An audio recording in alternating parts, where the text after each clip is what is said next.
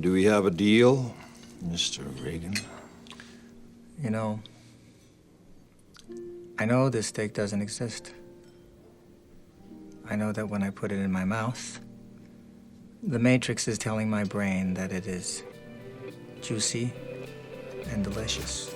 Hey, what's up guys? Welcome back to Binging with Babish, where this week we are wrangling a whole beef tenderloin. At least that's what I think it looks like Cypher is eating in that fancy harp-infested restaurant. Now this particular whole tenderloin has been trimmed and tied by my butcher, but I'm going to remove the ties and cut it into 3 pieces so I can show you how to prepare it 3 different ways. Not to mention show you how to truss a whole roast. First we're going to tie a knot on a loop at the end of our roast and then begin making a loop with the string like that, slipping it underneath the bottom of the roast to your next desired anchor point and pulling tight. Why truss a roast? Well, as you can see, it's a little misshapen, and trussing it helps even out the overall width of the meat, helping it cook more evenly. Now I'm going to go ahead and cut this into 2 roasts and 1 single filet mignon. This way we can try out a couple different cooking techniques. First we have to finish trussing our roast. We're going to do that by pulling the twine underneath the roast, cutting it, and beginning to thread it under the bottom side of all the loops that we tied earlier. Pull the whole thing nice and tight, and then at the end of the roast we've got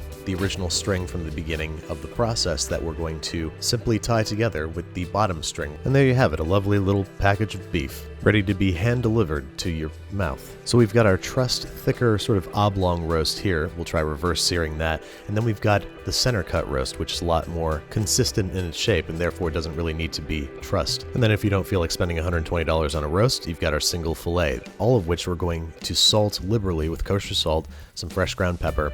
We're going to place on a rack and refrigerate overnight to help desiccate the exterior and give us a better crust down the line. Steak day, 24 hours later, and the exterior of our roasts are significantly drier. This is going to help us get better browning and better flavor. Also, I'm going to truss this other roast because I learned a quick and easy technique last night in my jammies. We're simply going to wrap the twine lengthwise around the roast and then begin wrapping the roast widthwise in a spiral, thus a bit more quickly and easily wrapping up and evening out the shape of our beef. Once you got the whole thing wrapped, just cut the string, tie a little knot, and boom, easy as pie. Or beef. Easy as beef. Trademark, 2018. Babish Enterprises. Alright, so let's start off with our traditional sear and roast technique. I'm heating some vegetable oil in a stainless steel roaster until it just starts to smoke and then dropping our beef inside. Let it sit for a solid 2 or 3 minutes because we want to develop some good color on the outside of this roast. I feel like I'm saying roast too much. From now on, I'm going to call this Julio. We're going to insert our probe into Julio.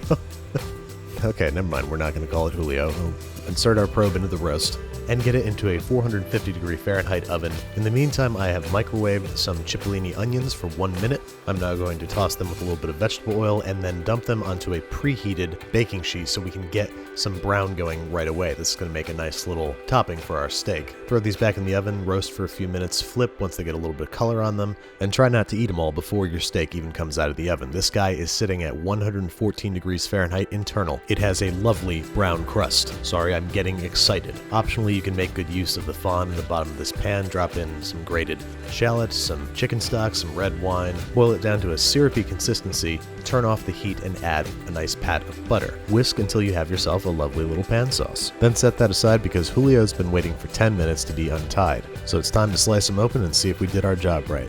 There we go, perfect medium rare Julio. But as you can see, the traditional sear and roast technique causes a pretty huge gradation from medium rare to well done towards the outside edge. And sure, it looks very pretty all plated up and tastes great. For this next roast, we're going to try reverse searing. That is, inserting our temperature probe into, let's call him Troy, and placing him in a 225 degree Fahrenheit oven for 2 to 3 hours or until Troy also reaches an internal temperature of 115 degrees Fahrenheit.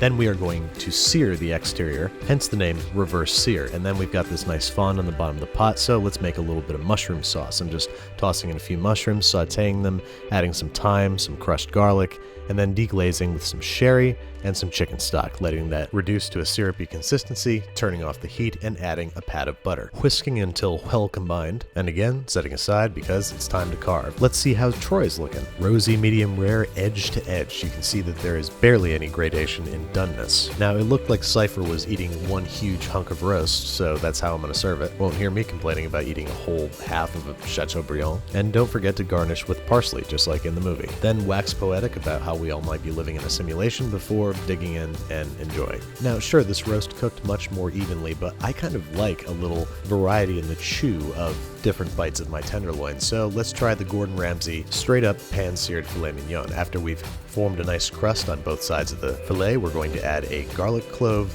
a little bit of thyme, and a little bit of chicken stock. Reduce the heat and let the steak come up to temp while we prepare our gremolata, which is simply about equal parts of chopped parsley, capers, and lemon zest. Then my man Gordon slices the beef across the grain, which is a good idea, seasons with a healthy sprinkling of gremolata, and then spoons a bit of the sauce from the pan around the steak along with a good drizzle of olive oil. It looks pretty good. The Gordon Ramsay guy really knows what he's doing. And sure, it's got that little gradient from medium rare to well done, but again, that's what I like. Now, I ate this thing off camera, so you're just gonna have to trust me when I say that it entered the Clean Plate Club.